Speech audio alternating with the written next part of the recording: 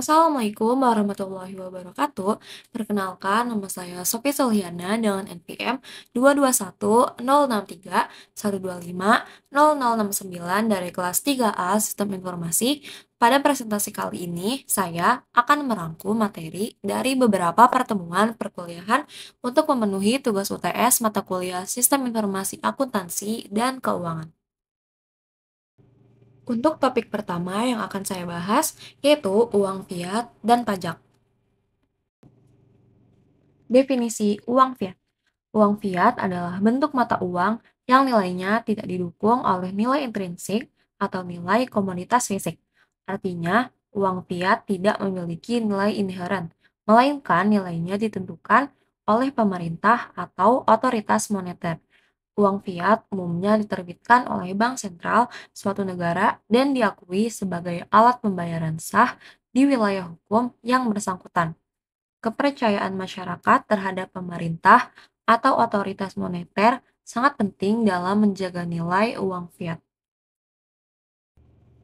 Definisi pajak. Pajak adalah kontribusi wajib yang harus dibayarkan oleh individu, perusahaan, atau entitas hukum kepada pemerintah. Tujuan utama dari sistem perpajakan adalah untuk mendapatkan pendapatan yang diperlukan untuk membiayai pengeluaran pemerintah seperti pembangunan infrastruktur, pelayanan kesehatan, pendidikan, dan berbagai program sosial lainnya. Pajak dapat dikenakan pada berbagai jenis penghasilan atau transaksi, dan jumlahnya biasanya diatur oleh undang-undang. Terdapat beberapa jenis pajak yang berbeda yang diterapkan oleh pemerintah untuk mendapatkan pendapatan yang dibutuhkan untuk membiayai berbagai proyek dan program. Berikut adalah beberapa jenis pajak utama. Yang pertama, pajak penghasilan atau income tax merupakan pajak yang dikenakan pada penghasilan individu dan bisnis. Pajak penghasilan dapat diterapkan secara progresif, di mana tarif pajak meningkat seiring dengan tingkat penghasilan yang lebih tinggi. Yang kedua, pajak penjualan atau sales tax. Pajak penjualan dikenakan pada pembelian barang dan jasa. Biasanya, tarif pajak penjualan ditambahkan ke harga barang atau jasa dan dibayarkan oleh konsumen saat pembelian. Ada dua jenis sistem pajak penjualan. Yang pertama, langsung atau dibayar oleh konsumen dan tidak langsung atau dibayar oleh produsen atau penjual. Yang ketiga, pajak properti atau property tax. Pajak properti dikenakan pada nilai properti yang dimiliki oleh individu atau perusahaan. Properti yang dapat dikenai pajak meliputi rumah, tanah, dan properti komersial. Nilai properti biasanya dinilai oleh otoritas pajak setempat. Yang keempat yaitu pajak warisan dan hadiah atau estate and gift tax. Pajak warisan dikenakan pada transfer kekayaan setelah kematian seseorang, sementara pajak hadiah dikenakan pada transfer kekayaan selama hidup. Tarif pajak ini dapat bervariasi tergantung pada nilai transfer kekayaan. Selanjutnya, pajak bumi dan air atau Land and Property Tax. Pajak ini dikenakan pada nilai tanah dan properti. Beberapa yurisdiksi menerapkan pajak ini sebagai cara untuk mengendalikan penggunaan lahan dan mendorong pengembangan yang lebih efisien. Selanjutnya ada pajak layanan atau service tax. Pajak ini dikenakan pada layanan tertentu yang disediakan oleh perusahaan atau individu. Pajak layanan biasanya dihitung sebagai presentase dari biaya layanan yang diberikan. Selanjutnya, pajak pemilik kendaraan bermotor atau vehicle tax. Pajak ini dikenakan pada pemilik kendaraan bermotor dan biasanya dihitung berdasarkan jenis dan kapasitas mesin kendaraan. Selanjutnya, pajak keuntungan modal atau capital gains tax, yaitu dikenakan pada keuntungan yang diperoleh dari penjualan aset investasi seperti saham, obligasi, atau properti. Tarif pajak keuntungan modal dapat bervariasi tergantung pada lamanya kepemilikan aset. Selanjutnya, ada pajak peralatan dan barang modal atau excise tax.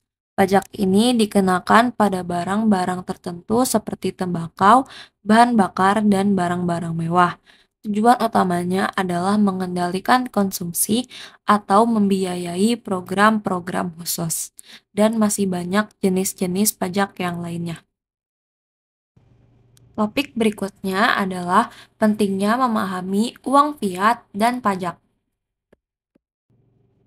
Yang pertama, stabilitas ekonomi. Pemahaman yang baik tentang uang fiat membantu individu dan bisnis untuk mengelola risiko dan membuat keputusan finansial yang cerdas dalam lingkungan ekonomi yang terus berubah. Yang kedua, kepatuhan pajak. Pemahaman tentang sistem pajak membantu masyarakat untuk mematuhi kewajiban perpajakannya. Kepatuhan pajak adalah faktor kunci dalam pembiayaan pelayanan publik dan pembangunan negara. Yang ketiga, perencanaan keuangan. Individu dan perusahaan yang memahami uang fiat dan pajak dapat merencanakan keuangan mereka dengan lebih baik, termasuk perencanaan pajak yang efisien.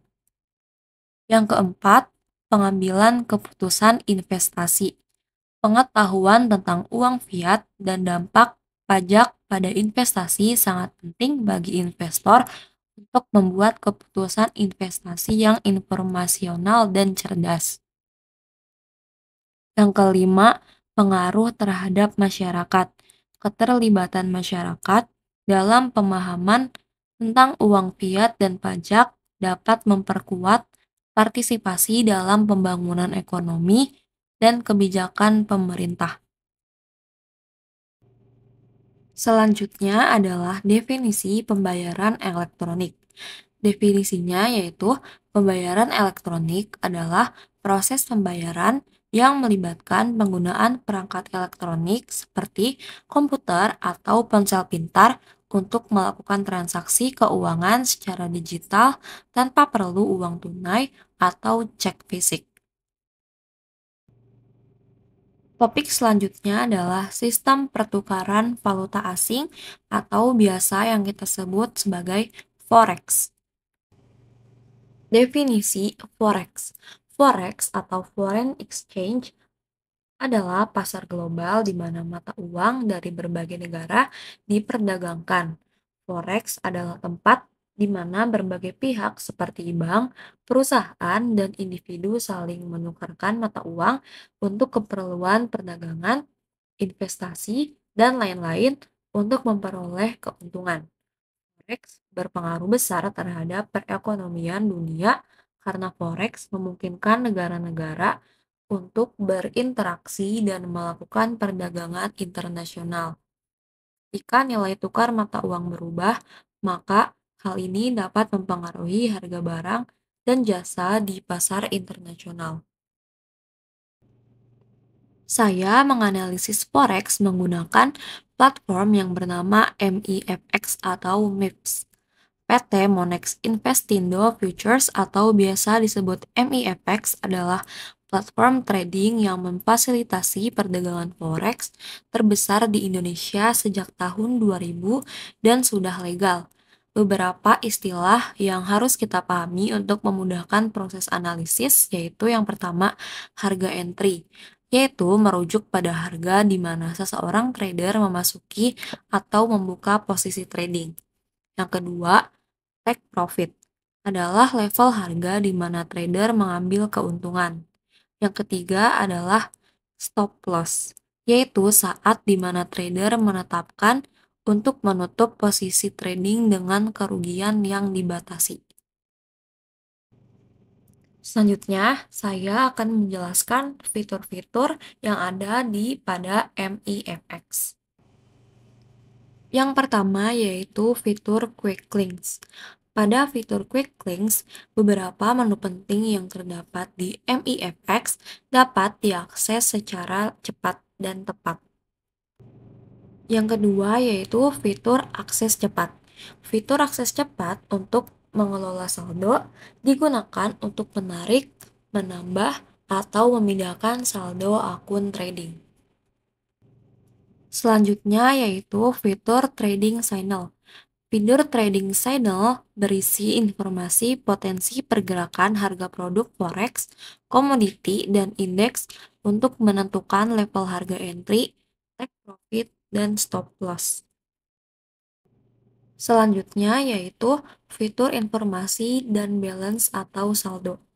Fitur informasi dan balance atau saldo adalah fitur untuk mengetahui informasi mengenai jumlah dana pada akun. Equity atau ekuitas adalah nilai balance yang ditambah dengan nilai transaksi yang sedang berjalan karena masih ada pada posisi terbuka atau open order. Selanjutnya yaitu saya akan menjelaskan jenis-jenis akun yang ada pada MIFX. Yang pertama yaitu akun live. Akun live dibagi lagi menjadi ultra low, standard, pro, dan multilateral. Untuk ultra low yaitu akun trading ini memungkinkan untuk transaksi dengan ukuran kecil dimulai dari 0,01 lot dengan deposit minimal Rp500.000. Anda dapat menggunakan leverage 1:100. Namun broker MIFX menetapkan biaya komisi sebesar 10 US dollar untuk akun ini. Trading dapat dilakukan pada berbagai instrumen melalui platform MT4 atau MT4. Terdapat juga fitur menarik seperti swap gratis jika memenuhi persyaratan tertentu. Akses ke sumber daya pendidikan termasuk kelas webinar rutin juga tersedia pada akun jenis ini. Selain itu, pengguna akun ini berkesempatan untuk mendapatkan poin reward. Selanjutnya yaitu standar.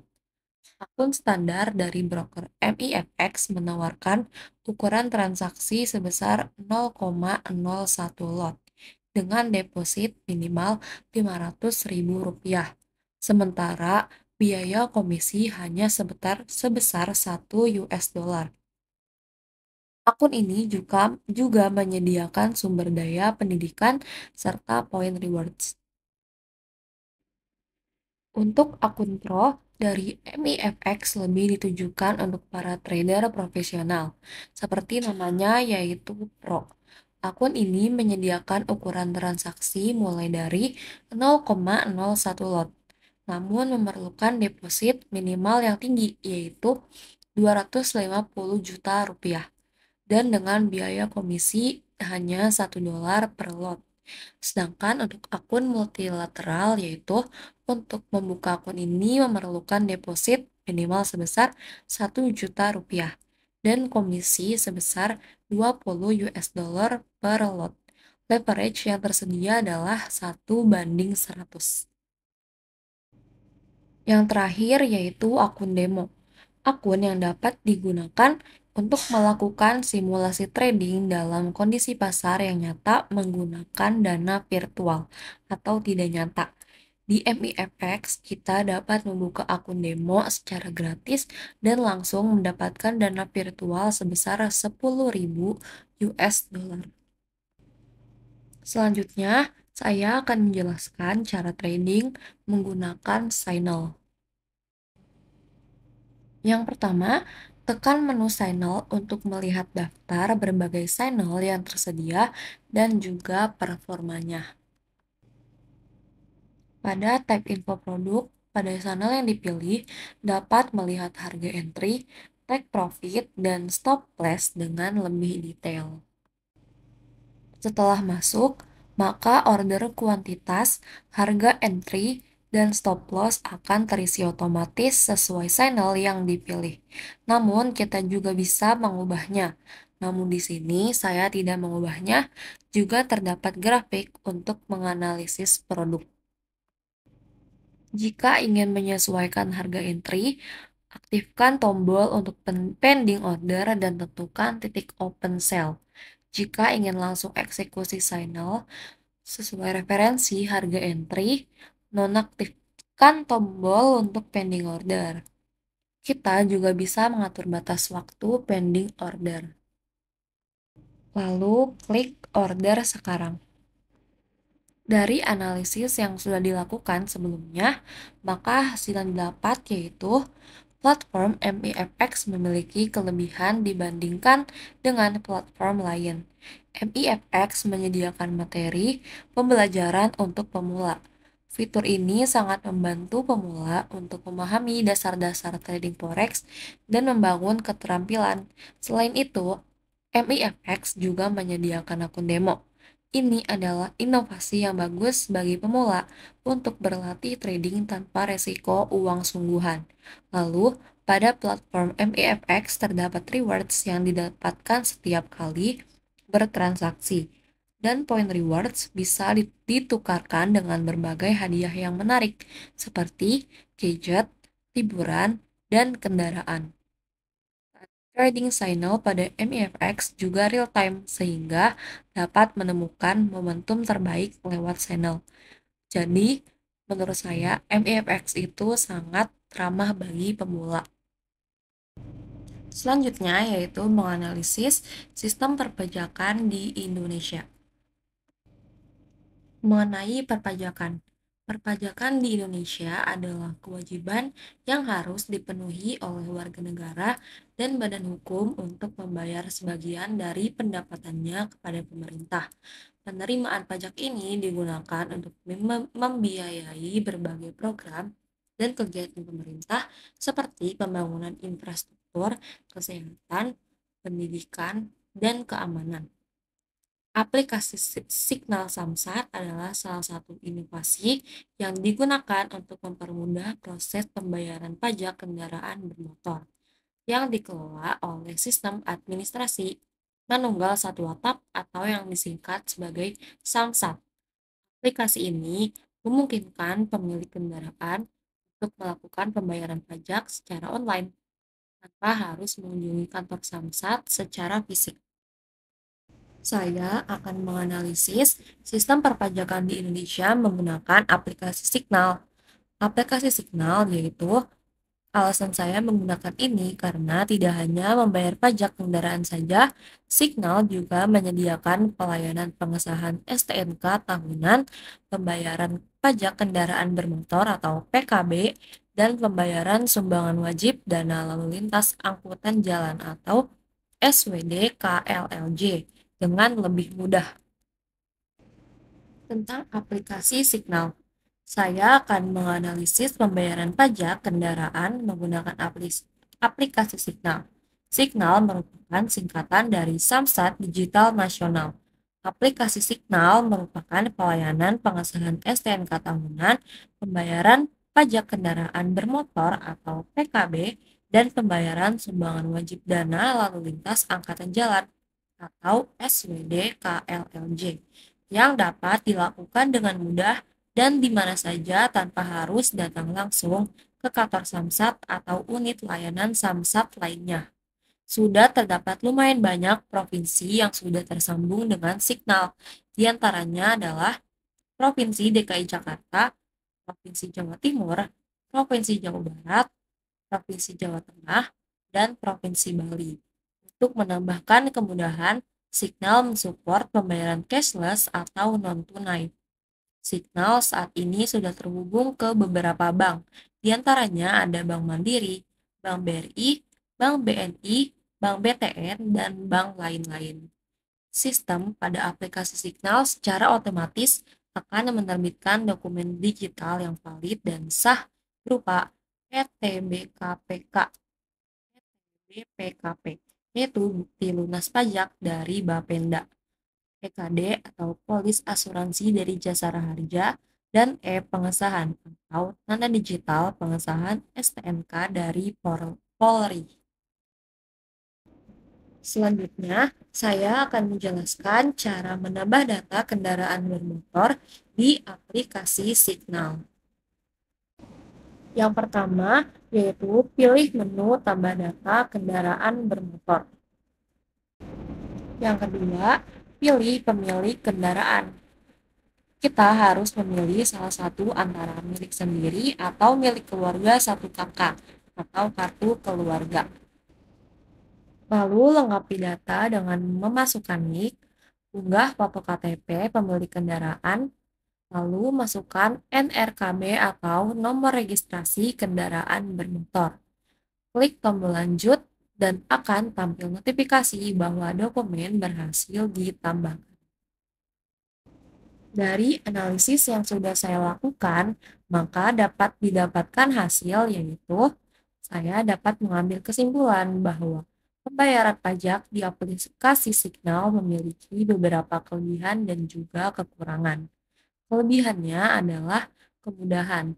Aplikasi Signal Samsat memungkinkan pemilik kendaraan untuk membayar pajak secara online tanpa harus mengunjungi kantor fisik Samsat.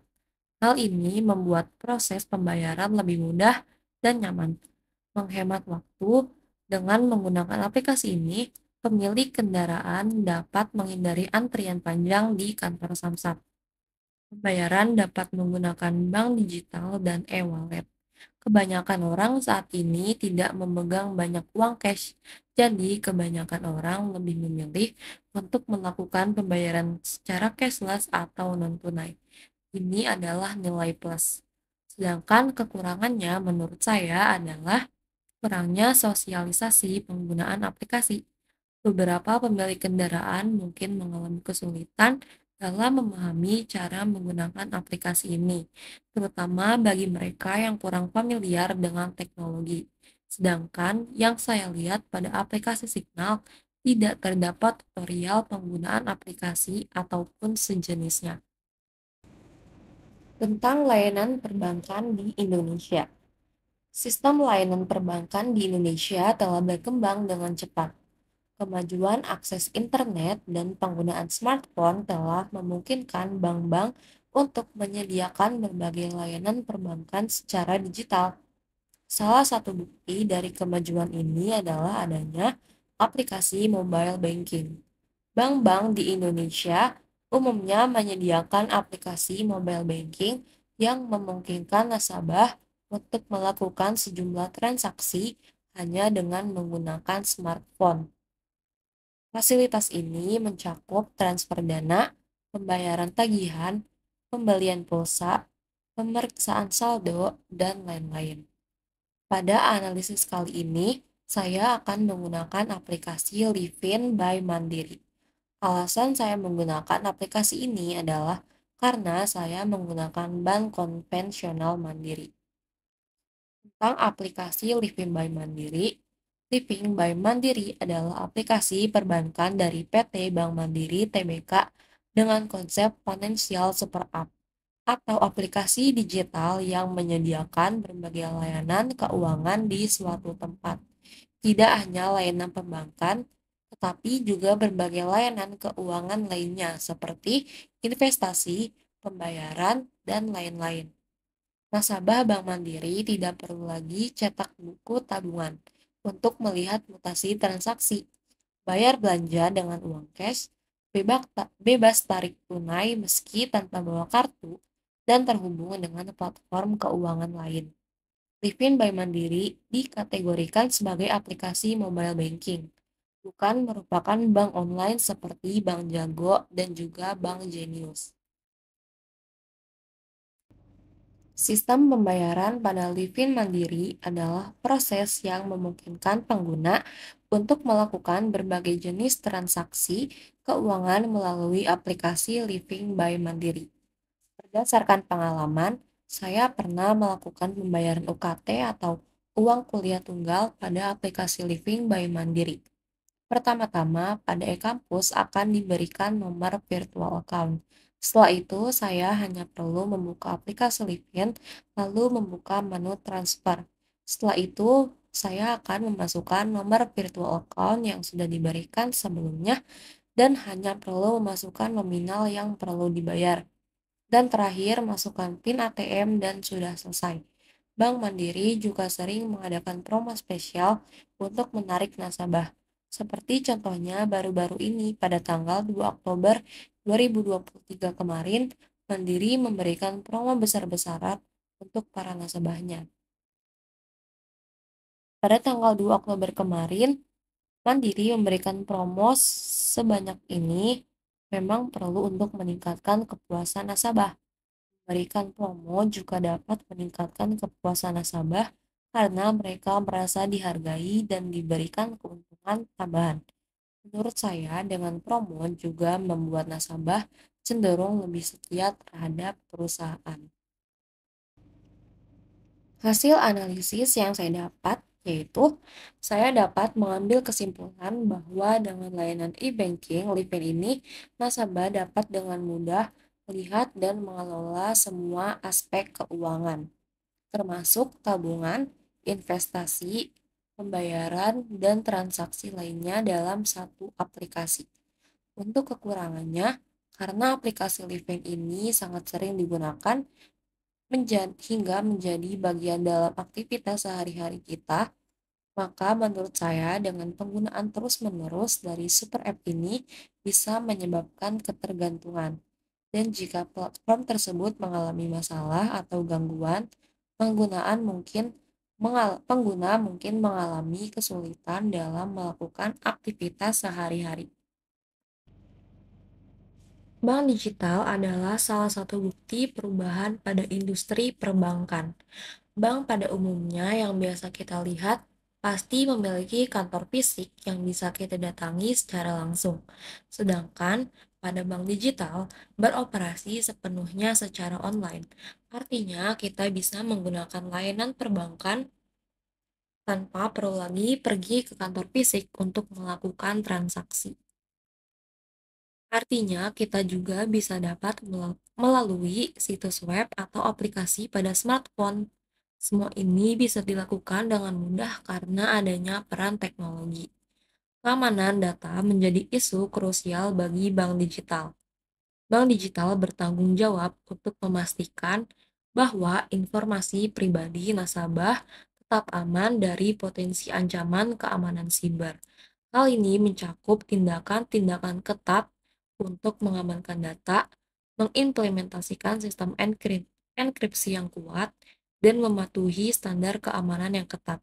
Karena itu, otoritas keuangan memainkan peran yang sangat penting dalam memastikan bahwa bank digital mematuhi standar keamanan dan kepatuhan yang diperlukan. Saya akan melakukan analisis terhadap salah satu bank digital di Indonesia, yaitu Line Bank. Line Bank adalah salah satu inovasi terbaru dalam industri perbankan tanah air. Dengan operasional sepenuhnya secara online, Line Bank memungkinkan penggunanya untuk mengakses layanan perbankan melalui situs web atau aplikasi tanpa perlu mengunjungi kantor secara fisik. Mengenai Line Bank. Line Bank adalah sebuah perbankan digital yang hadir dari kerjasama antara PT Bank KEB Hana Indonesia dan Line Corporation. Line Corporation adalah perusahaan teknologi asal Jepang yang terkenal dengan aplikasi pesan instan Line.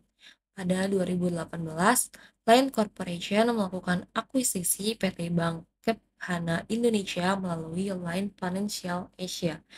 Di Indonesia, Line Bank hadir sejak 10 Juni 2021 dengan aplikasi yang dapat diunduh di Play Store maupun App Store secara gratis.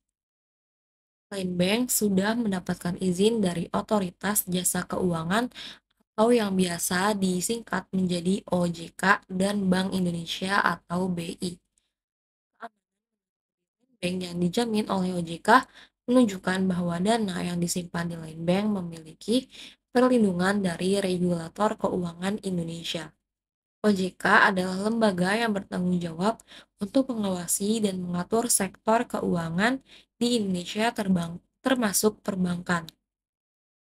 Jaminan OJK memberikan keyakinan kepada nasabah bahwa dana mereka aman dan terlindungi. Layanan bank digital. Bank digital adalah salah satu bukti perubahan pada industri perbankan. Bank pada umumnya yang biasa kita lihat pasti memiliki kantor fisik yang biasa kita datangi secara langsung. Sedangkan pada bank digital beroperasi sepenuhnya secara online. Artinya, kita bisa menggunakan layanan perbankan melalui situs web atau aplikasi pada smartphone tanpa perlu lagi pergi ke kantor fisik untuk melakukan transaksi. Semua ini bisa dilakukan dengan mudah karena adanya peran teknologi yang maju. Analisis strategi marketing yang dilakukan oleh Line Bank. Pemanfaatan pengguna lain, Line Bank memanfaatkan pengguna dari aplikasi lain untuk memasarkan layanannya. Mereka dapat menggunakan fitur seperti notifikasi dalam aplikasi, iklan dalam aplikasi, dan pesan pribadi untuk mempromosikan Line Bank kepada pengguna lain. Promosi melalui media sosial dan platform digital, Line Bank aktif di berbagai platform media sosial seperti Instagram, Twitter, dan lain sebagainya. Mereka melakukan pemasaran dengan membuat konten menarik, video promosi, dan kampanye iklan. Baru-baru ini, juga pada perayaan ulang tahun yang kedua, Line Bank membuat short movie yang mengangkat tema adulting yang relate dengan isu saat ini. Konten tersebut sudah ditonton sebanyak 112.000 kali. Kolaborasi dengan karakter populer BT21, Line Bank menawarkan desain kartu edisi spesial yang menarik hasil kolaborasi dengan karakter BT21. Yang kita tahu, BTS atau Bangtan Sonyeondan memiliki fans yang sangat besar baik dalam negeri maupun internasional. BT21 adalah karakter dari proyek kolaborasi antara Line Friends dan BTS pada tahun 2017. Edukasi dan konten informasi, Line memberikan konten edukatif tentang cara menggunakan fitur-fitur tertentu dan informasi keuangan pada laman YouTube-nya dengan lengkap. Selanjutnya, saya juga akan menganalisis tingkat kemudahan penggunaan aplikasi Line Bank. Proses pendaftaran baru dan masuk ke akun yang sudah ada di Line Bank berjalan dengan lancar. Instruksi dan keterangan yang diberikan selama proses ini jelas dan mudah dipahami oleh pengguna. Yang saya lihat dari desain-desain visual aplikasi Line Bank yaitu sangat kekinian. Aplikasi Line Bank menggunakan banyak warna pastel sehingga tidak menyilaukan mata, dan juga banyak menggunakan karakter-karakter lucu pada aplikasi. Yang saya lihat dari desain-desain visual aplikasi Line Bank yaitu sangat kekinian. Sayangnya, berdasarkan pengalaman saya, icon dan label yang digunakan dalam aplikasi Line Bank saya rasa sedikit sulit untuk dipahami oleh pengguna karena ukuran icon yang kecil dan tidak menonjol sehingga saya harus melihat icon yang saya cari berulang-ulang kali. Sedangkan untuk kelebihan dan kekurangannya yaitu salah satu kelebihan yang saya rasakan saat menggunakan layanan bank digital Line Bank adalah mudahnya melakukan pendaftaran. Proses pendaftaran baru di Line Bank dirasakan secara lancar dan informatif, sehingga memungkinkan pengguna untuk membuka rekening dengan lebih mudah. Sedangkan kekurangan yang saya rasakan pada saat menggunakan aplikasi ini adalah saat ingin top up e-wallet seperti ShopeePay, GoPay, dan lain-lain itu harus berkelipatan 25.000 ke atas. Sehingga saya rasa fitur ini tidak terlalu efisien. Seperti yang sudah saya singgung sebelumnya, kurangannya terdapat pada icon dan label yang digunakan. Karena ukuran icon yang kecil dan tidak menonjol, sehingga saya harus melihat icon yang saya cari berulang-ulang kali. Selanjutnya yaitu fitur-fitur yang terdapat pada Line Bank. Yang pertama yaitu pembayaran kris. Yang kedua adalah top up e-wallet. Yang ketiga yaitu top up pulsa dan data. Dan yang keempat yaitu pembayaran tagihan dan juga transfer. Kesimpulan yang saya dapatkan setelah menggunakan aplikasi Line Bank adalah bank digital yang memungkinkan untuk melakukan transaksi secara online melalui aplikasi pada smartphone. Kelebihannya terdapat pada kemudahan akses, tampilan yang user-friendly, dan berbagai layanan keuangan. Line Bank juga telah diizinkan oleh Otoritas Jasa Keuangan atau yang biasa disingkat sebagai OJK dan Bank Indonesia atau BI, sehingga memberi jaminan keamanan data bagi penggunanya. Namun ada sedikit kendala. Contohnya untuk top up e-wallet, kita perlu melakukan transaksi dengan nominal kelipatan Rp25.000 yang mungkin dirasakan kurang efisien dan oleh sebagian orang. Terkadang pengguna mungkin juga mengalami sedikit kesulitan dalam memahami ikon atau label di aplikasi. Secara keseluruhan, Landbank adalah aplikasi pilihan yang dapat kita pilih karena menarik bagi kita yang ingin menggunakan yang mudah diakses. Karena mereka memprioritaskan keamanan dan memiliki persetujuan dari OJK dan juga tidak lain oleh Bank Indonesia.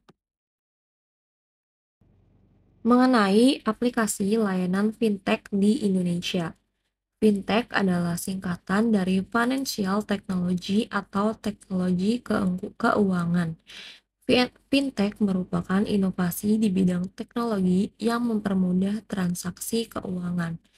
Berkembangnya fintech di Indonesia dipengaruhi oleh beberapa faktor, di antaranya adalah berkembangnya teknologi informasi dan komunikasi. Internet tersedia luas di seluruh Indonesia.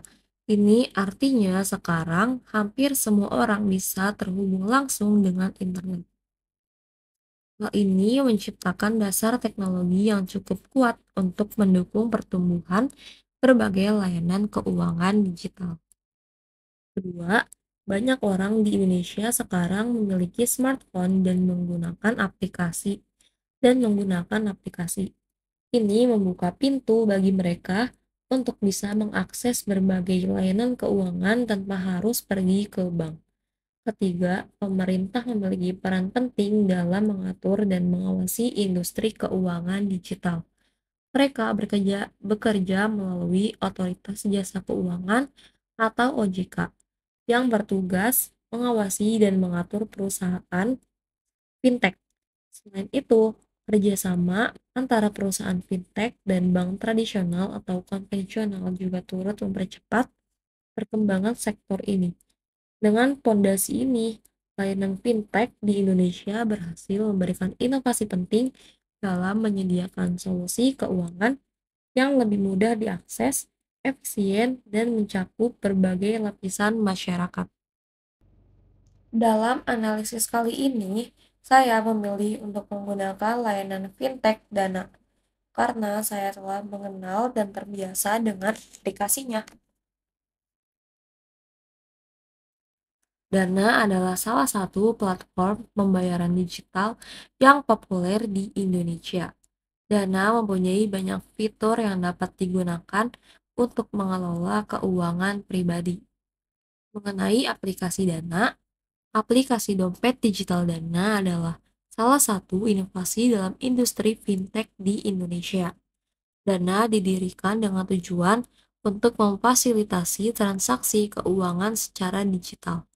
Aplikasi Dana berfungsi sebagai dompet digital yang memungkinkan pengguna untuk melakukan berbagai transaksi keuangan, termasuk pembayaran tagihan, transfer uang, top up saldo, pembelian pulsa, dan masih banyak lagi. Aplikasi Dana aman digunakan karena terdaftar di Bank Indonesia atau BI dan diawasi oleh Otoritas Jasa Keuangan atau OJK. Dana pertama kali diluncurkan pada September 2018 dan langsung diminati oleh pengguna muda yang tengah gandrung dengan metode pembayaran non-tunai. Sampai saat ini, aplikasi Dana di Google Play Store telah diunduh lebih dari 10 juta kali. Dana memberikan kemudahan dan kenyamanan bertransaksi non-tunai kepada penggunanya. Dengan peluncuran aplikasi ini, Dana membuka akses secara luas bagi masyarakat untuk melakukan berbagai transaksi keuangan secara elektronik. Ini ketergantungan pada uang tunai dan mempercepat laju pertumbuhan ekonomi digital.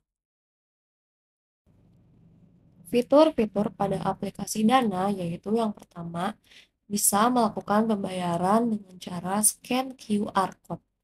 Yang kedua yaitu top up saldo, transfer dan request terima uang.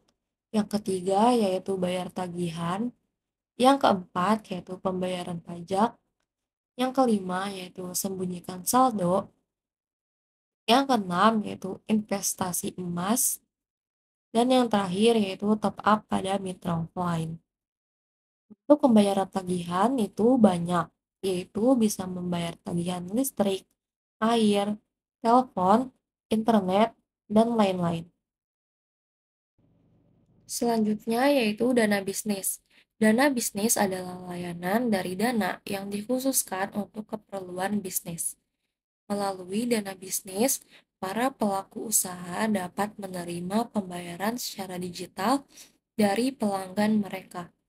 Dana bisnis menyediakan berbagai fitur dan alat untuk membantu pengelolaan keuangan bisnis dengan lebih efisien, termasuk laporan transaksi, integritas, dan dengan platform e-commerce dan berbagai opsi pembayaran yang dapat disesuaikan dengan kebutuhan bisnis masing-masing. Dengan menggunakan dana bisnis, pelaku usaha dapat memperluas jangkauan pembayaran dan memudahkan pelanggan untuk melakukan transaksi dengan cara yang lebih praktis dan modern. Selain itu, dana bisnis juga memungkinkan para pengusaha untuk memantau kinerja keuangan bisnis mereka secara lebih terperinci dan akurat. Terdapat beberapa perbedaan antara dana premium dan dana reguler, antara dana bisnis dan dana reguler. Perbedaan pertama, pada akun dana biasa, pengguna hanya dapat menerima pembayaran dari sesama pengguna dana. Namun, pada akun dana bisnis sudah menggunakan kris, memungkinkan pengguna untuk menerima pembayaran melalui berbagai aplikasi lainnya. Kedua, terdapat beberapa fitur tambahan yang hanya tersedia pada akun dana bisnis. Salah satunya adalah fitur Nerbi. Fitur ini memungkinkan pengguna untuk menampilkan lokasi bisnis mereka pada peta, memudahkan pelanggan atau pengguna lain untuk menemukan dan mengakses bisnis tersebut. Ketiga, dalam hal kebutuhan penyimpanan saldo usaha, akun dana bisnis memberikan limit penyimpanan saldo mulai dari 5 juta rupiah hingga 2 juta rupiah per bulan. Berbeda dengan akun dana biasa yang memiliki batasan saldo maksimum sebesar 2 juta rupiah. Dana premium. Dana premium adalah seperti tingkatan khusus di dalam aplikasi dana. Dengan menjadi pengguna dana premium, pengguna bisa mendapatkan keuntungan tambahan dan fitur spesial yang tidak bisa didapatkan oleh pengguna biasa. Ada perbedaan penting antara akun dana reguler dan dana premium. Pemilik akun dana reguler hanya dapat menyimpan hingga 2 juta rupiah di akun mereka. Sementara pemilik akun dana premium dapat menyimpan dana hingga 10 juta rupiah. Dalam hal fitur, pengguna dana reguler terbatas pada fitur dasar, seperti pembayaran di merchant. Sedangkan pada dana premium, pengguna dapat menikmati seluruh fitur dengan maksimal. Dengan akun premium, pengguna akan memiliki akses ke sejumlah fitur tambahan yang sangat berguna. Pengguna dapat mengirim uang langsung ke rekening bank, melakukan penarikan tunai, atau bahkan membayar angsuran. Untuk penarikan tunai, cukup datang ke Alfa terdekat untuk transfer bank dengan nilai minimal Rp50.000. Tidak akan ada biaya pengiriman hingga 10 kali pengiriman. Selanjutnya yaitu analisis fitur dan layanan yang tersedia pada Dana. Menurut saya, sebagai sebuah dompet digital, Dana telah menunjukkan inovasi yang sangat bagus. Fitur-fitur yang disediakan serta layanan-layanan dapat beroperasi dengan sangat baik.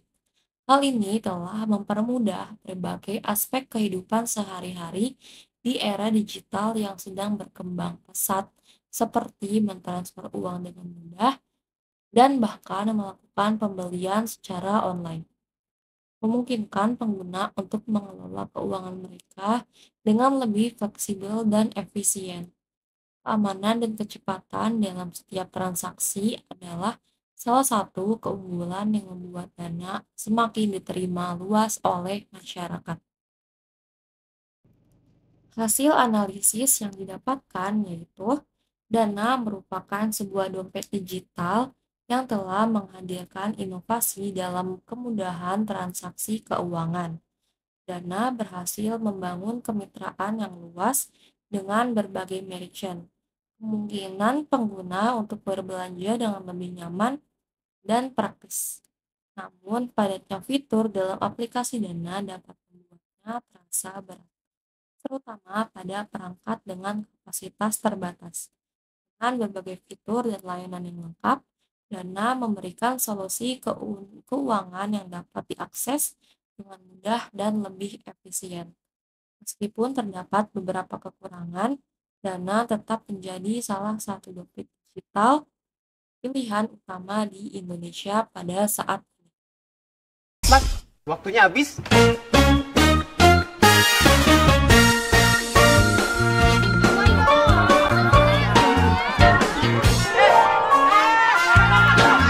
Ini luar biasa juga. Padahal ada Dana. Kirim uang gratis kemana aja, sampai isi saldo e-wallet lain juga bisa. Ya, Mas.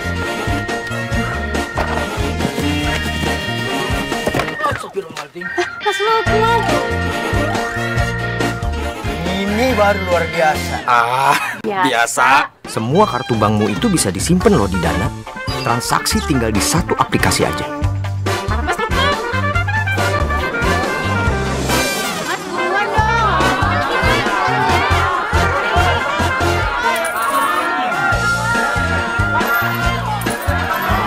Ini beneran luar biasa. Ada Kris, inget Dana. Bisa scan Kris apa aja. Bayarnya bisa pilih saldo Dana atau saldo dari kartu bank yang tersimpan. Yang luar biasa ribet, jangan jadi kebiasaan. Pakai Dana, bukan dompet biasa.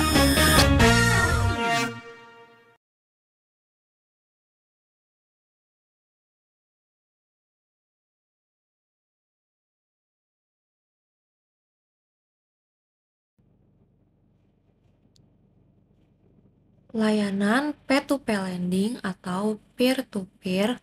P2P lending adalah sebuah bentuk pinjaman atau peminjaman uang di mana individu atau bisnis dapat meminjam atau memberikan pinjaman uang secara langsung satu sama lain tanpa melalui lembaga keuangan tradisional seperti bank. Platform P2P lending menyediakan tempat bagi peminjam dan pemberi pinjaman untuk berinteraksi dan melakukan transaksi secara online. Namun, P2P lending juga memiliki resiko, termasuk kemungkinan gagal bayar atau kehilangan modal.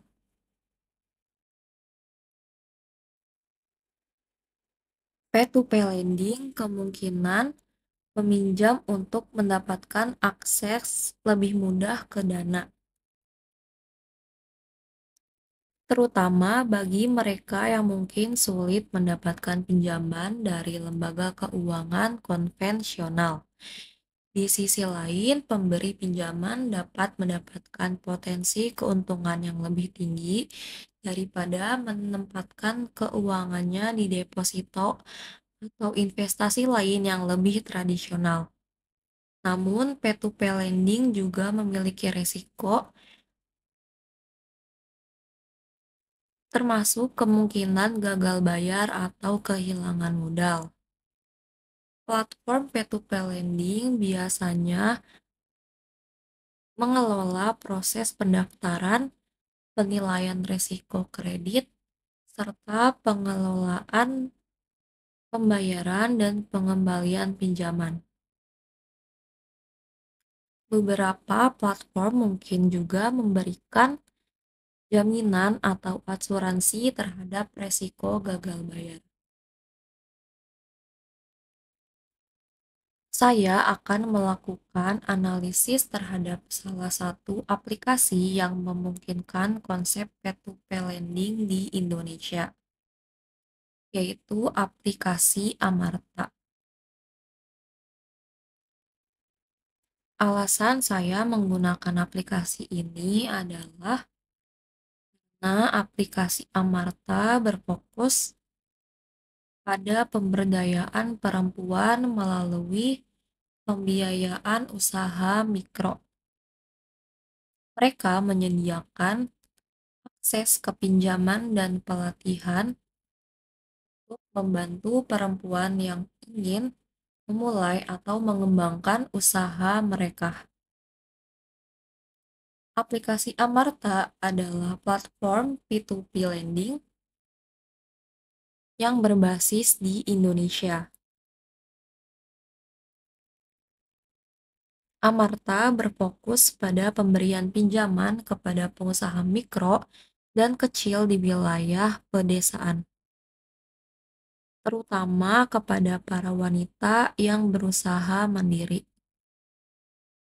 Tujuan utama dari Amarta adalah untuk memberikan akses keuangan kepada mereka yang memiliki akses terbatas ke lembaga keuangan tradisional. Proses di Amarta melibatkan pemberian pinjaman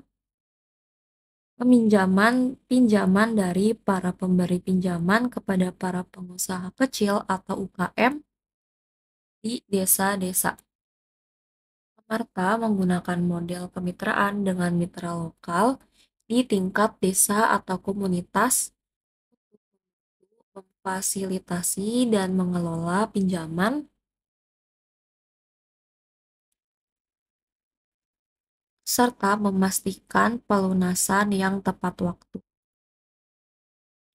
Fitur top up e-wallet, itu ada fitur pencatatan keuangan.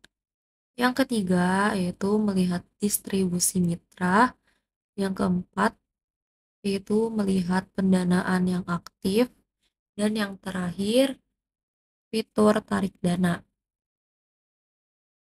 Sedangkan langkah-langkah untuk mengajukan pinjaman yaitu yang pertama, membuat kelompok usaha.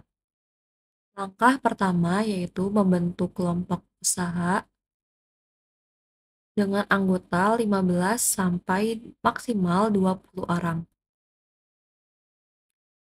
Lalu diusahakan domisili tiap anggotanya itu dekat dan satu kota, sehingga memudahkan dalam melakukan koordinasi. Selanjutnya yaitu menghubungi call center. Kemudian hubungi call center di nomor 150 170 atau melalui WhatsApp 081 nomor berikut dengan tujuan menanyakan prosedur pengajuan. Ini di saat jam kerja yaitu Senin sampai Jumat pukul 9 hingga 5 waktu Indonesia Barat. Selanjutnya melengkapi semua syarat yang dibutuhkan, yaitu sebelum mengajukan pinjaman di Amarta, kita perlu menyiapkan semua syarat sesuai dengan panduan dari call center. Pengajuan pinjaman pada kantor atau petugas, menyerahkan dokumen, kemudian isi formulir pengajuan pinjaman sesuai dengan arahan dari petugas.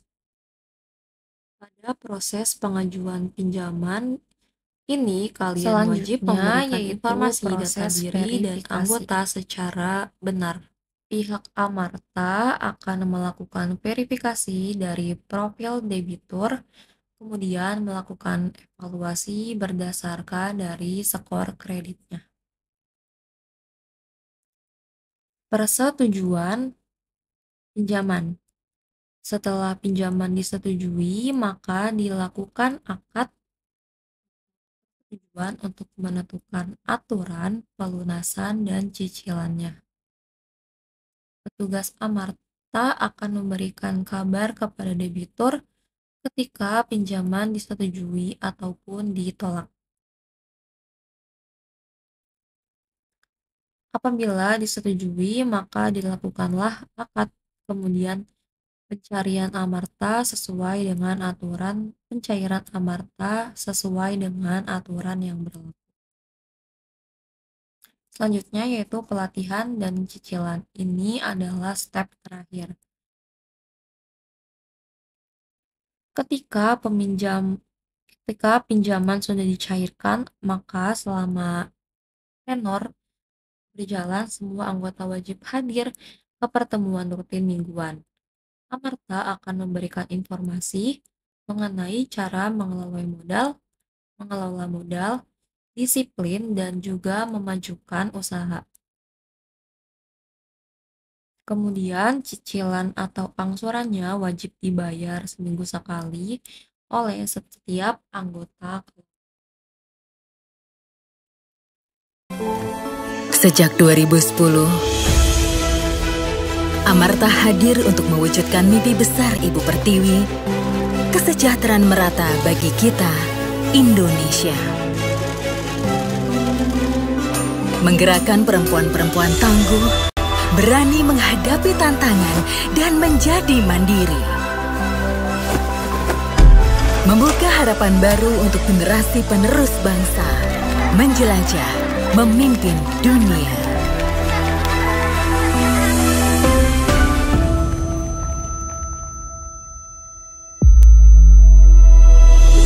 Menjangkau seluruh pelosok negeri, memberikan akses permodalan melalui teknologi. Mari ambil bagian, mari menjadi Amarta. Amarta telah menunjukkan pertumbuhan yang positif dalam proses P2P lending di Indonesia. Saya akan menganalisis pertumbuhan pasar dan persaingan Amarta. Pertama, Amarta memiliki fokus yang jelas pada masalah keuangan, khususnya dalam pemberdayaan perempuan di wilayah pedesaan. Strategi ini telah berhasil menarik perhatian dan minat dari para investor dan peminjam potensial yang memiliki tujuan sosial dan ekonomi serupa. Selain itu, Amarta telah membangun reputasi yang kuat dalam hal pengelolaan risiko dan keberlanjutan usaha mikro yang didukungnya, sehingga mendapatkan kepercayaan dari para usaha mikro yang didukungnya. Para pemegang kepentingan di sektor ini.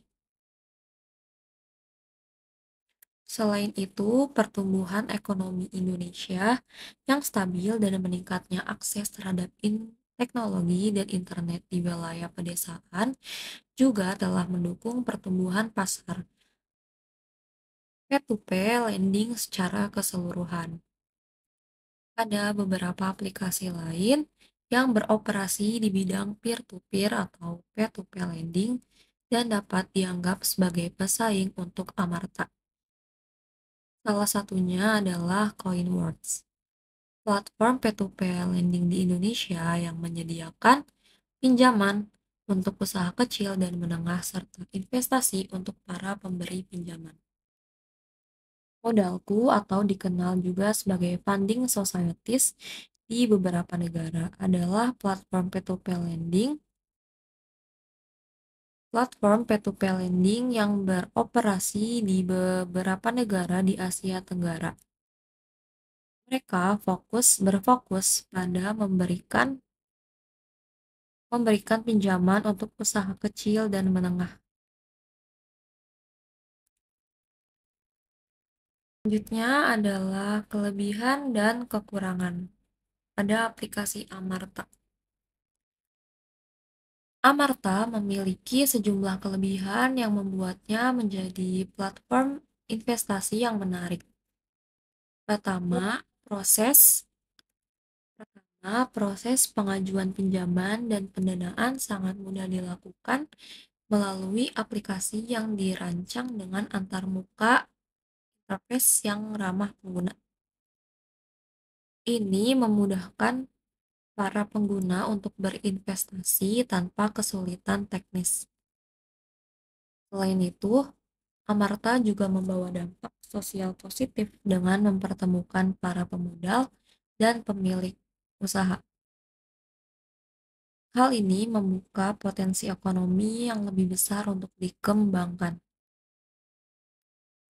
Program yang ditawarkan oleh Amarta juga memberikan beberapa keuntungan ekstra bagi mereka yang mengajak teman atau kenalan untuk berinvestasi melalui platform ini. Dengan kesempatan mendapatkan bonus hingga jutaan rupiah, yang tak kalah penting, dana yang diinvestasikan melalui Amarta aman karena perusahaan ini adalah entitas yang terdaftar resmi dan diawasi oleh otoritas jasa keuangan atau yang biasa kita sebut sebagai OJK. Selain itu, dana yang Anda salurkan juga diasuransikan untuk memberikan perlindungan ekstra, memberikan rasa aman bagi para pemodal dan pemilik usaha yang terlibat dalam transaksi melalui Amarta. Amarta meskipun memiliki sejumlah keunggulan, juga memiliki beberapa kekurangan yang perlu dipertimbangkan. Pertama, platform ini tidak menyediakan layanan investasi syariah.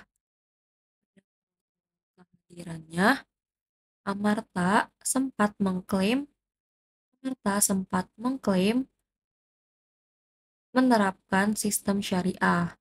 Namun, sejak tahun 2019 hingga saat ini, klaim tersebut telah dihilangkan tanpa ada perubahan yang signifikan dalam sistem bisnis.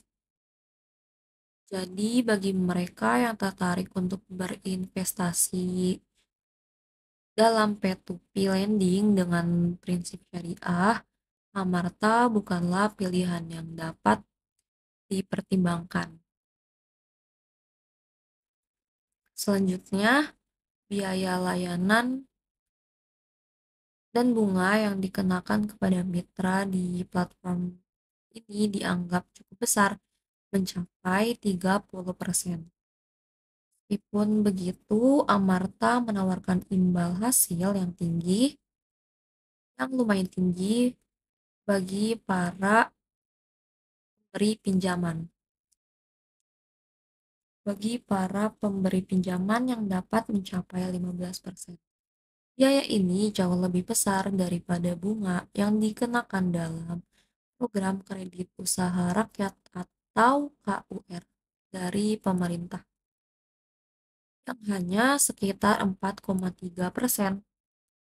Selain itu, biaya asuransi yang dikenakan oleh Amarta juga dianggap cukup mahal oleh penggunanya.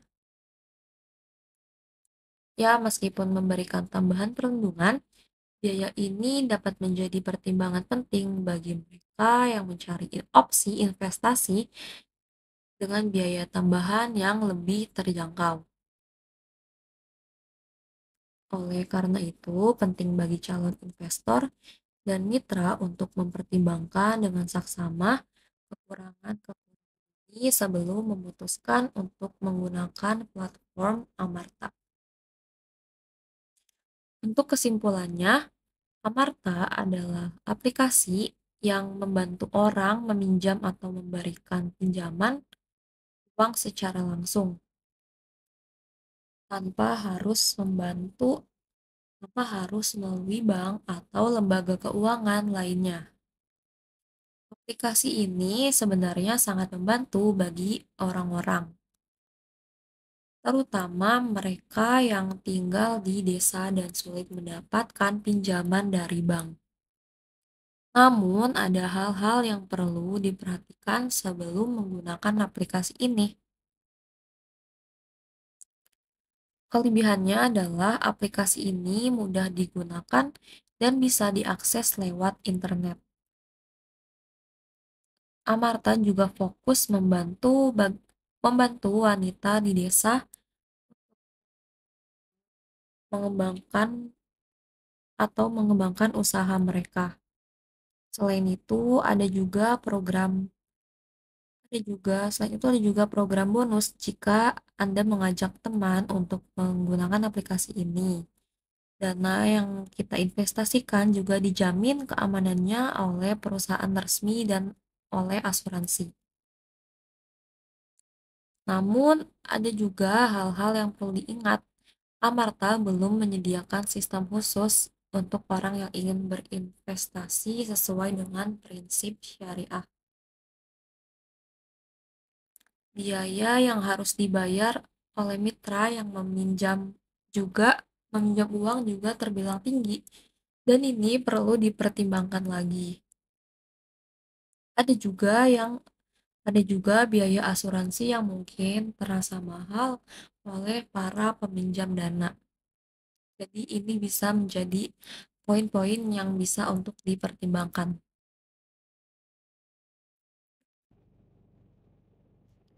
Crowdfunding mengenai layanan crowdfunding di Indonesia. Crowdfunding adalah sebuah model pengumpulan dana yang melibatkan sejumlah kecil kontributor individu atau organisasi kecil untuk mendukung proyek, inisiatif, atau usaha tertentu.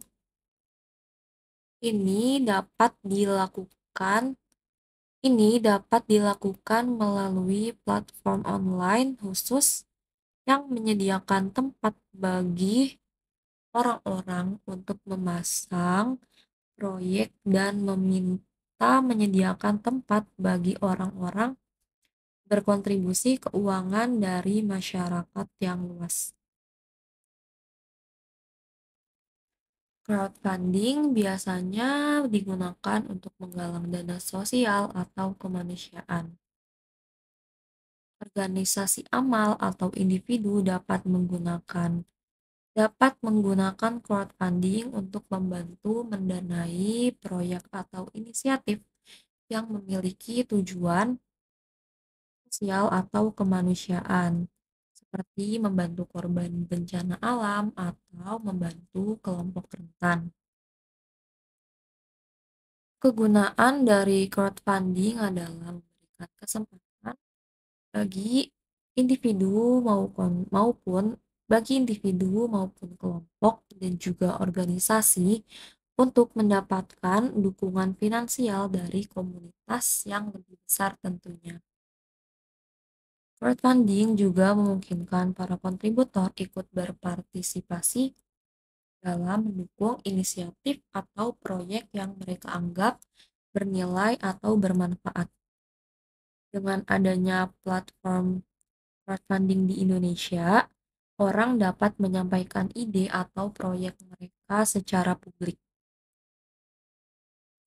Dan orang lain yang tertarik dapat memberikan dukungan finansial dengan kemampuan.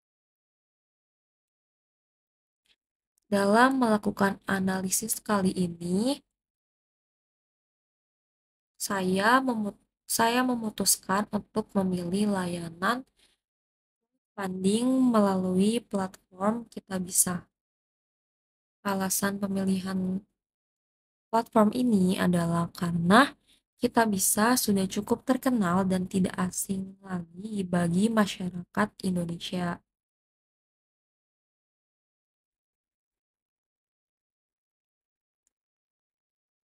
Platform ini telah berhasil membangun reputasi yang kuat dalam membantu menggalang dana untuk berbagai tujuan sosial, kemanusiaan, dan proyek-proyek yang membutuhkan bantuan finansial.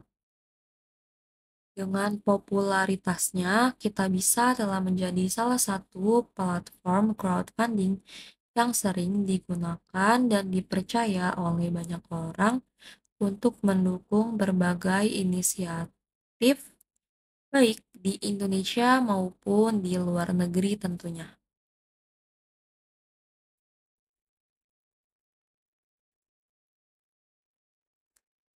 Selanjutnya mengenai aplikasi Kita Bisa. Kita Bisa adalah salah satu platform crowdfunding yang sangat terkenal di Indonesia. Aplikasi ini menyediakan wadah bagi individu, kelompok, ataupun juga organisasi untuk menggalang dana dari masyarakat secara online. Tujuannya itu sangat beragam, dari membantu pasien medis yang membutuhkan biaya pengobatan, membiayai proyek-proyek kemanusiaan, hingga mendukung inisiatif sosial dan lingkungan yang memiliki dampak positif bagi masyarakat sekitar. Sebenarnya kegunaan utama dari Kita Bisa adalah memberikan solusi bagi individu atau kelompok yang membutuhkan dana tambahan untuk keperluan khusus, seperti biaya pengobatan, pendidikan, atau proyek sosial. Dengan memanfaatkan teknologi dan jaringan online,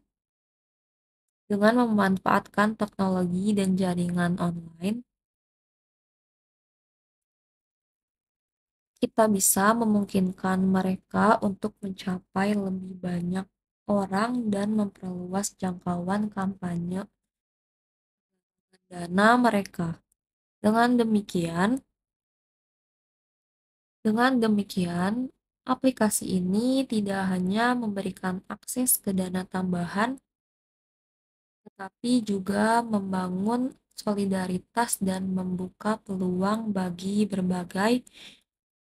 berbagai inisiatif positif untuk tumbuh dan berkembang. Selanjutnya ada fitur-fitur. Yang pertama yaitu donasi otomatis, yang kedua yaitu adalah donasi dengan tidak otomatis, itu donasi secara manual, jika ada zakat, yang keempat itu ada sedekah online, selanjutnya itu ada galang dana,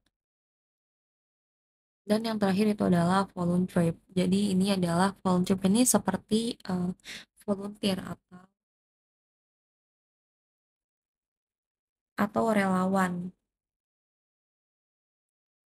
di berbagai daerah di Indonesia. Selanjutnya adalah saya akan menganalisis dampak sosial dan ekonomi dari adanya aplikasi Kita Bisa ini. Platform Kita Bisa telah memberikan dampak positif yang signifikan pada masyarakat, baik dalam negeri maupun luar negeri. Salah satu contoh nyatanya itu adalah dalam mengatasi konflik terkini di Palestina. Melalui kampanye-kampanye yang diluncurkan dari Kita Bisa, masyarakat Indonesia masyarakat Indonesia dapat berpartisipasi secara aktif dalam membangun dalam membantu korban-korban konflik tersebut.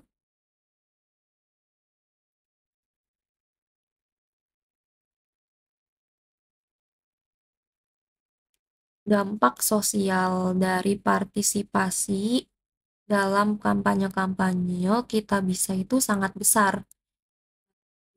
Dapat memberikan kampanye bantuan finansial untuk memenuhi kebutuhan mendesak seperti bantuan medis, sandang pangan, dan tempat tinggal bagi korban-korban konflik. Hal ini memberikan bantuan langsung kepada mereka yang membutuhkan dan membantu mengurangi penderitaan yang dialami. Selain itu juga, kita bisa juga telah memberikan dampak positif dalam berbagai inisiatif sosial dan kemanusiaan lainnya di Indonesia. Melalui berbagai kampanye, platform ini telah memungkinkan masyarakat untuk dalam membantu sesama dalam berbagai situasi yang sulit. Seperti contohnya itu seperti bencana alam, kebutuhan medis, pendidikan, dan masih banyak lagi. Selanjutnya juga saya akan menganalisis tingkat partisipasi masyarakatnya.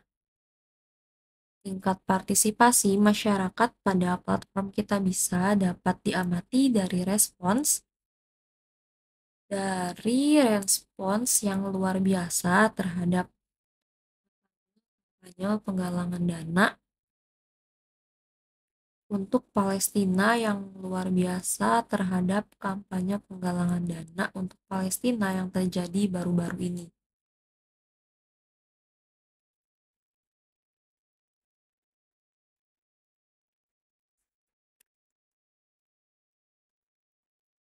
Masyarakat Indonesia dalam waktu yang relatif singkat dapat mengumpulkan dana sebanyak 1 miliar rupiah. Hal ini mencerminkan kesadaran yang sangat tinggi terhadap dalam pentingnya berbagi dan membantu sesama.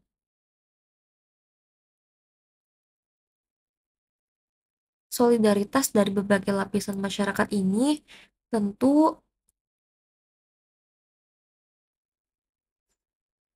masyarakat Hal ini mencerminkan tingginya tingkat antusiasme dan solidaritas dari berbagai lapisan masyarakat terhadap isu-isu kemanusiaan dan juga sosial yang membutuhkan bantuan mendesak. Kecepatan dan jumlah dana yang terkumpul ini menggambarkan betapa pentingnya peran platform Kita Bisa sebagai wadah untuk inisiatif-inisiatif yang membutuhkan bantuan finansial. Respons yang demikian juga menunjukkan bahwa masyarakat Indonesia memiliki kesadaran yang tinggi terhadap berbagi dan membantu sesama, terutama dalam situasi-situasi kritis atau konflik seperti di Palestina ini. Tidak hanya itu, partisipasi masyarakat dalam kampanye ini juga menunjukkan bahwa platform Kita Bisa ini telah berhasil membangun kepercayaan dan juga reputasi sebagai saluran yang dapat diandalkan dan dapat dipercaya tentunya untuk menyalurkan bantuan finansial dengan tepat dan transparan. Hal ini dapat membuka jalan bagi lebih banyak masyarakat terlibat dalam berbagai inisiatif kemanusiaan dan sosial di masa yang mendatang.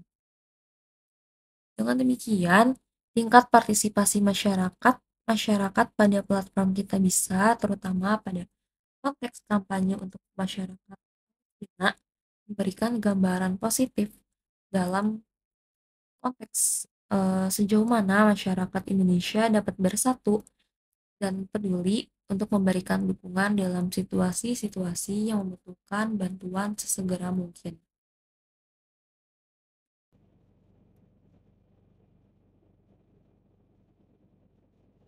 Selanjutnya yaitu kesimpulan dari crowdfunding. Secara keseluruhan, Kita Bisa adalah platform crowdfunding yang sangat berpengaruh dalam membantu berbagi inisiatif sosial dan kemanusiaan di Indonesia dengan menyediakan wadah bagi individu, kelompok, atau organisasi untuk menggalang dana dari masyarakat luas. Kita Bisa telah membuktikan diri sebagai alat yang efektif dalam mengatasi situasi yang mendesak seperti bencana alam atau konflik. Keberhasilan Kita Bisa dalam mengumpulkan dana dalam waktu singkat untuk membantu korban konflik di Palestina adalah contoh nyata dari dampak positif yang dapat dicapai melalui platform ini.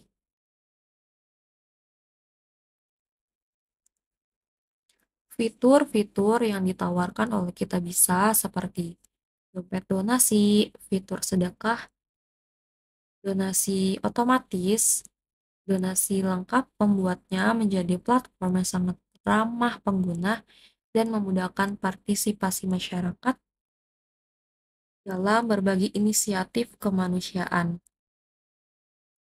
Selain itu, kemitraan dengan perusahaan-perusahaan terkemuka seperti Gojek, Dana, Tokopedia, Shopee, Allianz, dan Grab menunjukkan tingkat kepercayaan tingkat tinggi dan reputasi positif yang dimiliki oleh platform Kita Bisa. Meskipun demikian, ada beberapa kekurangan, seperti biaya admin untuk pengisian dompet donasi dan potensi keterlambatan dalam proses pencairan dana kembali bagi donatur yang melakukan kesalahan transfer. Jadi terkadang donatur itu bisa melakukan kesalahan, seperti melakukan kesalahan transfer. Meskipun demikian, kita bisa tetap menjadi salah satu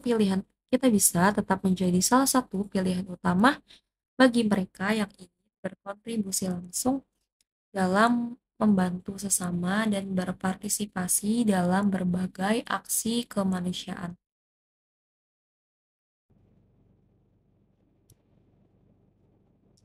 Selanjutnya itu adalah identifikasi analisis proses bisnis layanan investasi di Indonesia. Investasi adalah tindakan menempatkan uang atau sumber daya lainnya ke dalam suatu aset atau proyek dengan harapan mendapatkan keuntungan di masa depan.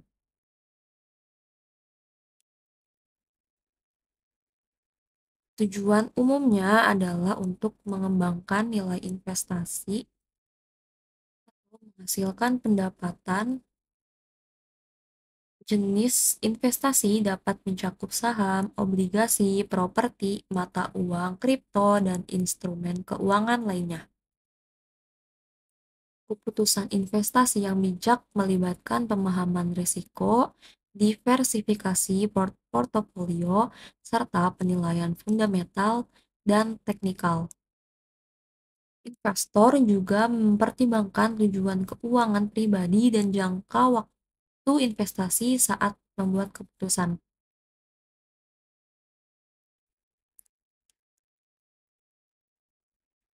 Saat membuat keputusan, berinvestasi memiliki peran penting dalam membangun aset dan mencapai tujuan keuangan. Selain meningkatkan nilai aset, investasi juga dapat memberikan sumber pendapatan pasif dan melindungi nilai uang dari inflasi. Di Indonesia, perkembangan pasar investasi didukung oleh berbagai platform yang menyediakan tempat untuk berinvestasi. Ada platform saham seperti Mandiri Sekuritas dan Mire Aset Sekuritas itu lumayan populer di kalangan investor. Sementara aplikasi reksadana seperti Bareksa, Bibit, dan Ajaib juga menawarkan akses yang mudah investasi reksadana. Ada pula platform investasi emas seperti Pegadaian Digital dan juga Tokopedia Emas. Pada Dana juga terdapat investasi emas juga. Selanjutnya yaitu adalah analisis. Saya memilih untuk melakukan analisis investasi reksadana dan e-gold atau si Tokopedia. Alasannya itu karena saya sudah menggunakan aplikasi ini. Karena Tokopedia ini menyediakan fasilitas investasi untuk kedua jenis aset tersebut, juga untuk meminimalisir untuk berganti-ganti aplikasi dan memberikan kemudahan dalam melakukan investasi. Mengenai reksadana.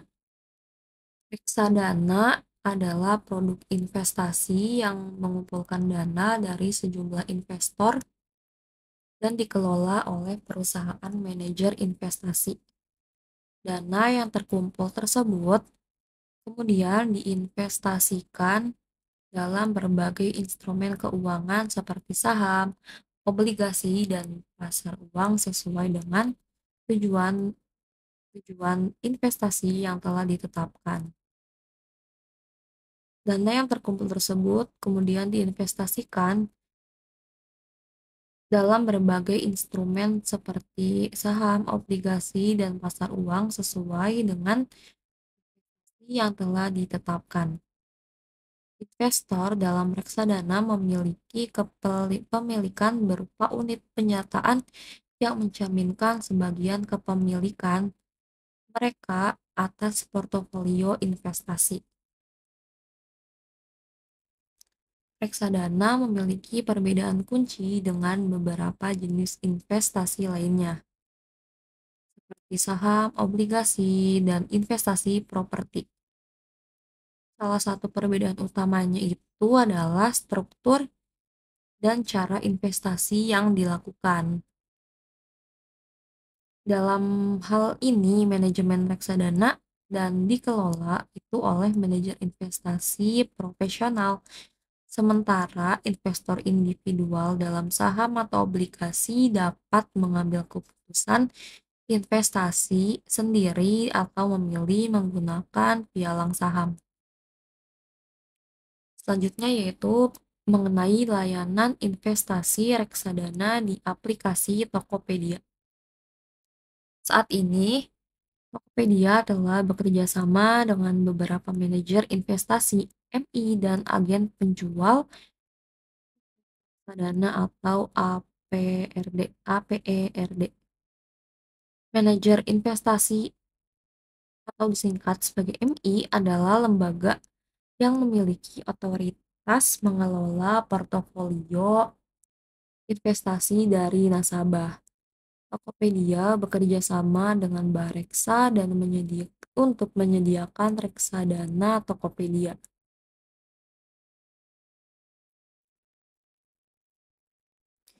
Investasi reksadana melalui Tokopedia menawarkan beberapa kemudahan, khususnya bagi investor pemula dengan modal investasi yang dimulai dari Rp10.000.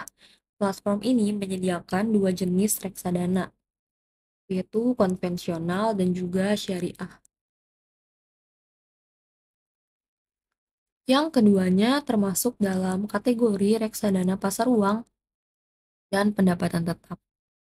Pilihan reksadana yang tersedia itu mencakup reksadana pasar uang atau risiko rendah, yaitu reksadana Shailendra Dana Kas, dan reksadana mandiri pasar uang. Itu ada reksadana pendapatan tetap atau risiko moderat, yaitu Bahana Mes Syariah Mes kelas A dan Manulife obligasi negara Indonesia 2 kelas D1. Pilihan antara pasar uang dan pendapatan tetap itu memberikan kebebasan kepada para investor sesuai dengan tingkat resiko yang diinginkan. Reksadana pasar uang cenderung memiliki resiko yang lebih rendah, sementara reksadana pendapatan tetap memiliki resiko yang sedang lebih tinggi, yaitu pemilihan reksadana juga dapat disesuaikan dengan referensi dan profil resiko masing-masing. Sayangnya, di Tokopedia itu belum disediakan reksadana resiko tinggi atau saham. Jadi itu sebagai salah satu minusnya sih di Tokopedia. Selanjutnya itu cara pembelian unit reksadana. Yang pertama itu kunjungi halaman Tokopedia reksadana, pilih produk reksadana yang ingin dibeli, lalu masukkan nominal yang ingin diinvestasikan, minimum investasinya itu Rp10.000. Lalu klik pembayaran, pilih metode pembayaran, lalu transaksi pembelian telah berhasil. Unit reksadana akan diproses paling lambat 2 hari kerja sejak pembelian berhasil.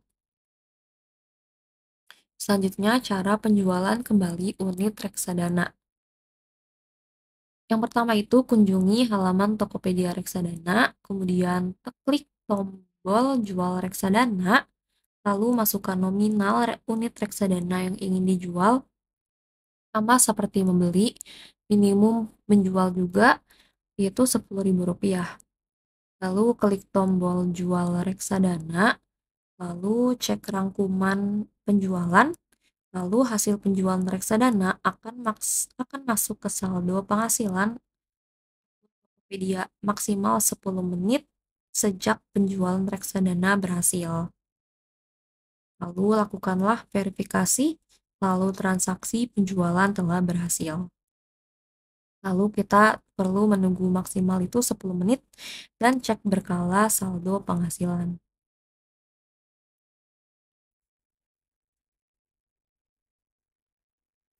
Berikutnya adalah keuntungan berinvestasi reksadana di Tokopedia. Yang pertama itu proses pendaftarannya yang mudah, lalu keuntungannya itu hingga sampai 8,5% per tahun dengan hanya berinvestasi mulai dari Rp10.000. Pencairan instan dan tanpa biaya admin, lalu jual beli kapanpun dimanapun, dan juga investasi aman karena diawasi oleh OJK. Selanjutnya adalah analisis pengeluaran biaya dan potensi keuntungan investasi. Selanjutnya adalah investasi e-gold di Tokopedia. Investasi e-gold atau emas digital ini merupakan salah satu opsi investasi yang semakin populer di kalangan masyarakat nih. E-gold memungkinkan investor untuk memiliki kepemilikan atas emas tanpa harus secara fisik memiliki logam mulia tersebut. Melalui platform-platform tertentu seperti Tokopedia Emas, Pegadaian Digital, dan sejenisnya, investor dapat melakukan pembelian dan penjualan emas secara mudah dan fleksibel.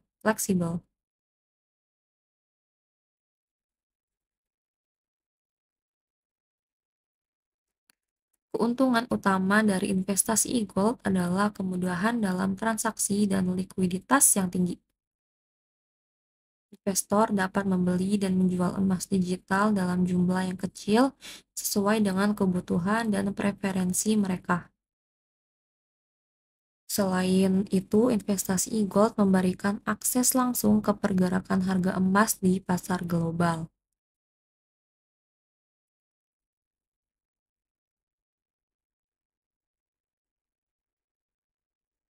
Memungkinkan investor untuk merespons perubahan pasar dengan cepat.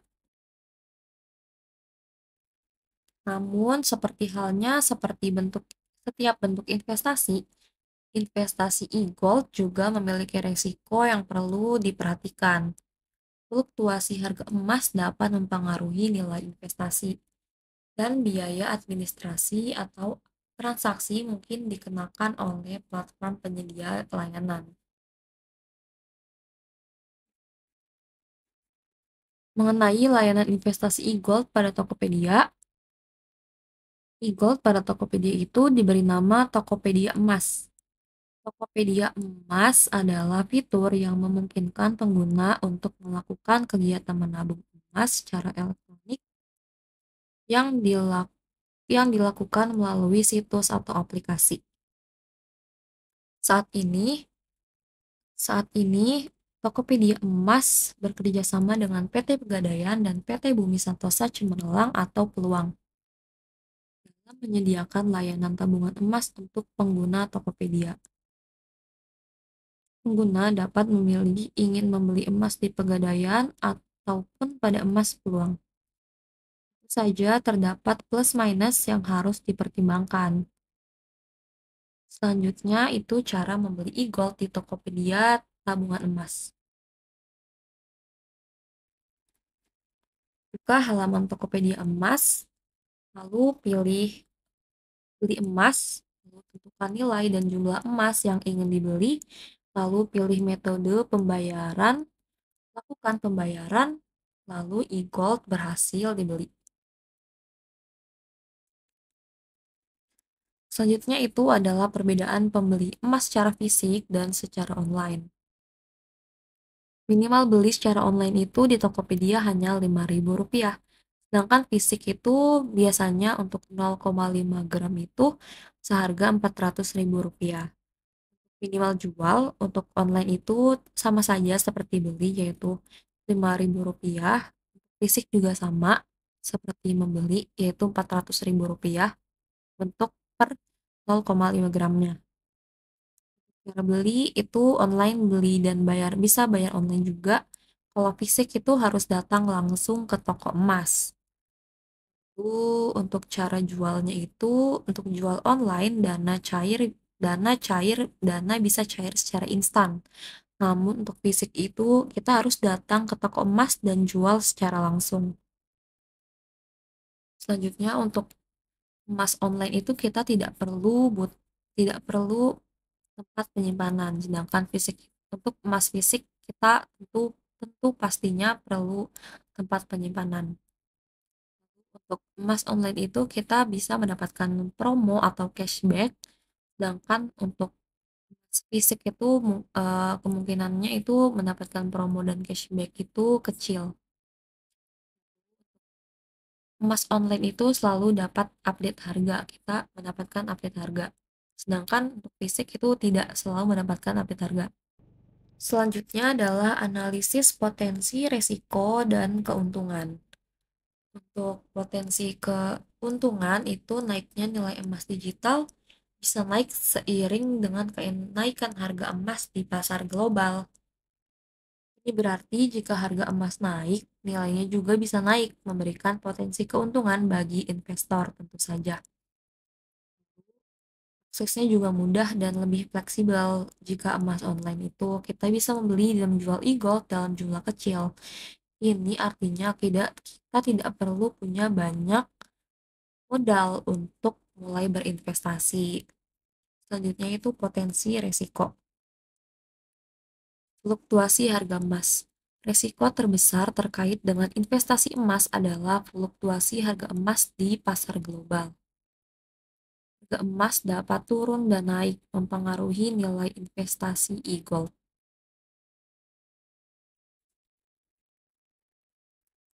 Dan biaya dan komisi. Kemungkinan adanya biaya transaksi atau komisi yang dapat mempengaruhi potensi keuntungan.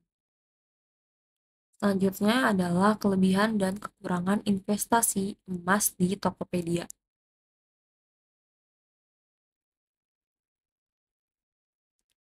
Investasi emas di Tokopedia memberikan sejumlah kelebihan yang dapat menjadi daya tarik bagi para calon investor.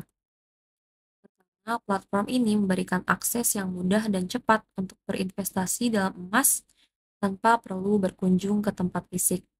Dengan adanya fitur digital, investor dapat melakukan transaksi kapan saja, di mana saja sesuai kenyamanan mereka.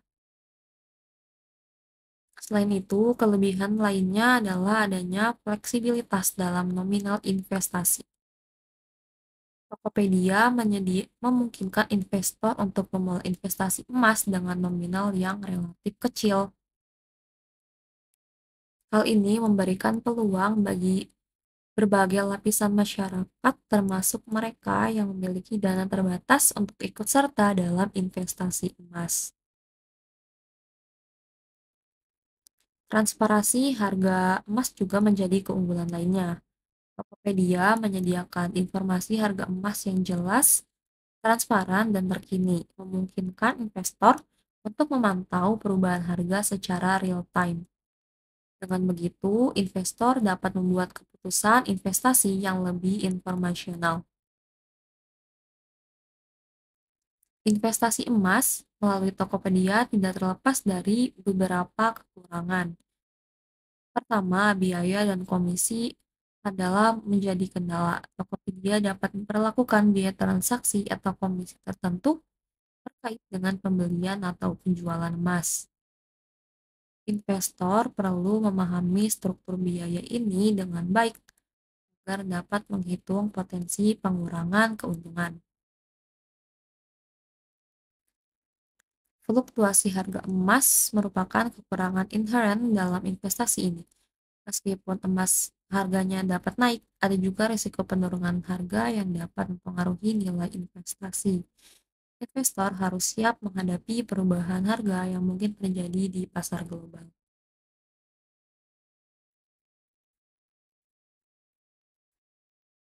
Baik, cukup sekian pemaparan materi dari saya. Kurang lebihnya, Assalamualaikum warahmatullahi wabarakatuh.